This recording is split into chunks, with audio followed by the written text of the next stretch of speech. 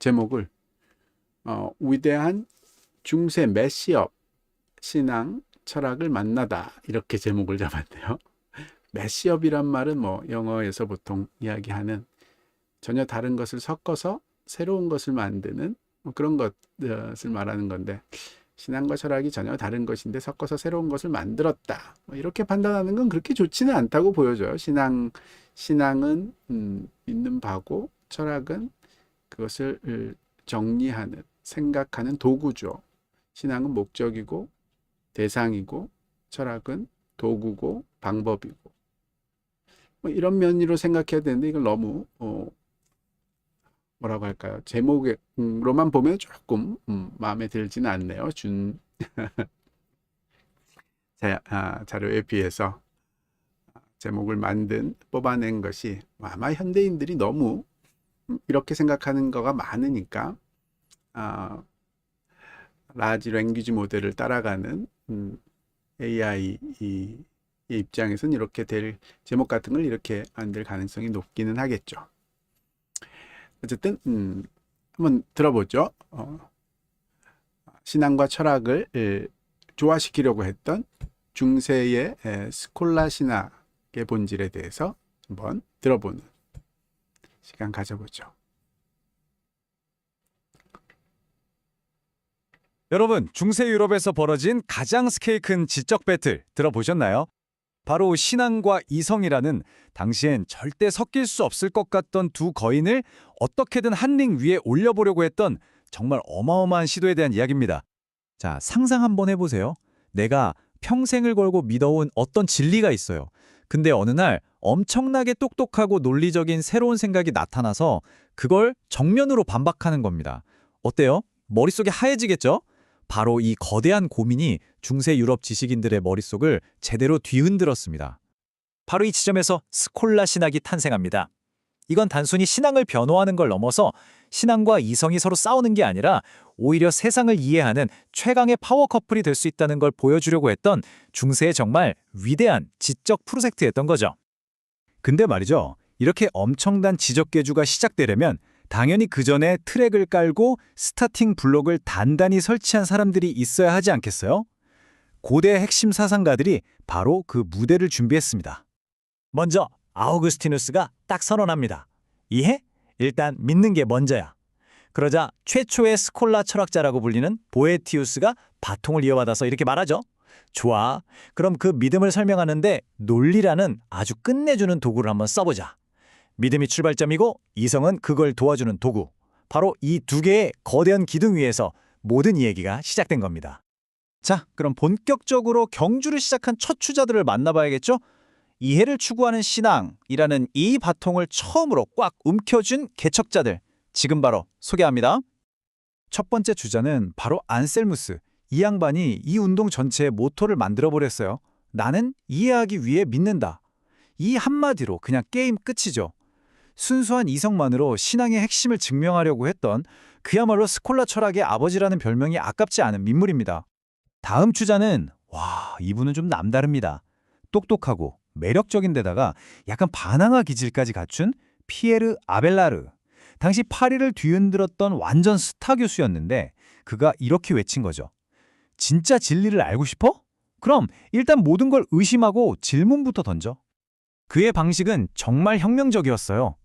예를 들어 신은 전능한가라는 주제에 대해서 그렇다고 말한 교부의 글과 아닌 것 같다고 말한 다른 교부의 글을 나란히 보여주는 거예요. 그리고 학생들한테 툭 던지는 거죠. 자, 이제 너희들이 직접 토론해서 결론을 찾아봐.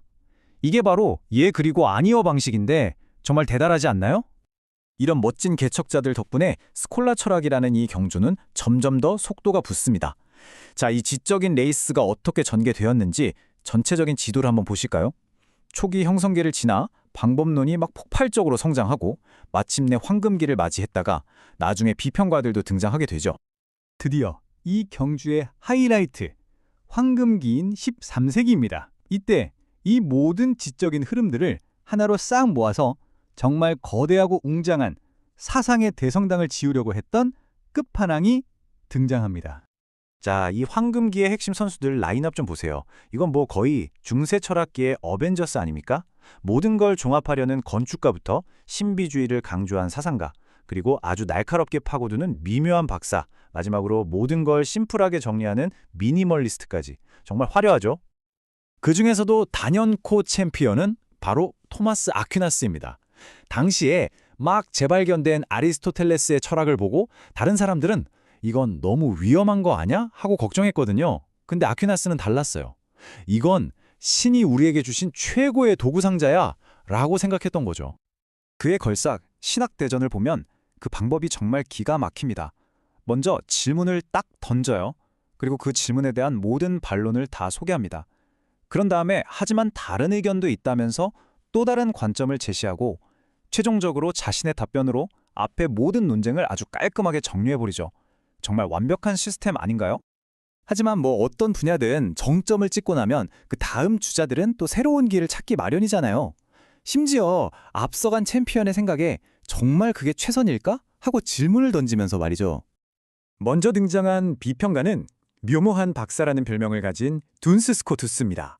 이분은 아퀴나스가 지은 웅장한 건물에다가 현미경을 들이댄 사람이라고 할 수 있어요. 이 부분은 좀 더 정밀하게 다듬어야겠는데? 하면서 논리적인 주장을 아주 그냥 미세한 영역까지 파고들었던 거죠. 그리고 그 다음에 윌리엄 오캄이 등장합니다. 그는 너무 복잡해진 철학계의 창고를 싹 둘러보더니 아주 날카롭게 생긴 도구를 하나 들고 와서 대청소를 시작합니다. 그 도구가 바로 그 유명한 오캄의 면도날입니다. 필요 이상으로 복잡하게 만들지 마. 가장 단순한 설명이 최고의 설명이야 라는 원칙이죠. 그는 이 날카로운 면도날로 수세기 동안 복잡하게 쌓여온 형이상학적 논쟁들을 그냥 싹둑 하고 잘라내버린 겁니다. 자, 이렇게 수세기에 걸친 정말 치열했던 지적 계주가 끝이 났습니다. 그래서 이게 오늘날 우리랑 도대체 무슨 상관이냐고요? 와, 생각보다 훨씬 더 중요합니다. 정말로요.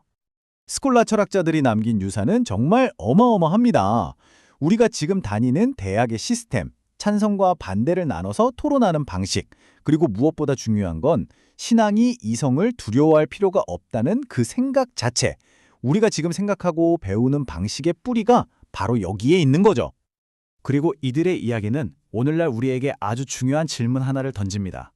가짜 뉴스와 온갖 정보가 홍수처럼 쏟아지는 바로 이 시대에 내가 믿는 것과 내가 이성적으로 아는 것을 어떻게든 조화시키려고 했던 이들의 그 치열한 노력이 어쩌면 지금 우리에게 가장 필요한 태도가 아닐까요?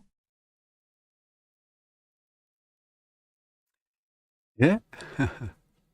중세 스콜라 신학의 본질을 간단하게 잘 정리를 해줬네요. 좋네요. 말캉님이 인사를 해주셨는데 말캉님은 C.S. 루이스 책을 좀 읽고 싶어서 도서관에 가고 계시는 중이시군요. 하여튼 어거스틴으로부터 시작해서 보이에티우스, 또 안셀무스, 또 아벨라르, 아퀴나스, 보나벤투라, 또 스코터스, 오컴, 이런 중세에 아주 유명한 건 천년에 거쳐서 나온 그런 천년 동안에 나온 천재들이죠. 그 사람들에 의해서 형성이 됐던 유럽의 주류 신학적인 전통은 스콜라 신학 또는 스콜라 철학이라고 부르던 전통이었고요. 전통들을 통해서 지금 우리가 이제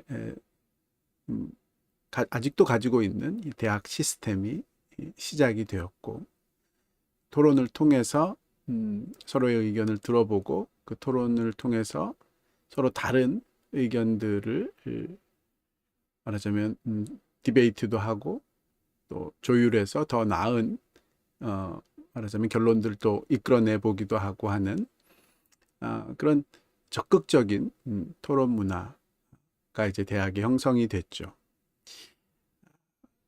제가 보기에는 서양의 대학과 동양의 대학이 크게 다른 점이 있다면 시스템적인 면에서는 이제 아무래도 서양의 시스템을 쫓아가는데 내용적인 면에서는 이런 토론 문화를 통해서 이제 결론을 이끌어내는 그런 면이 이제 동양은 아직 그렇게 발달되지 않은, 동양은 이제 권위 있는 선생님의 말을 잘 외우는 그런 요소가 아직도 강하죠. 음,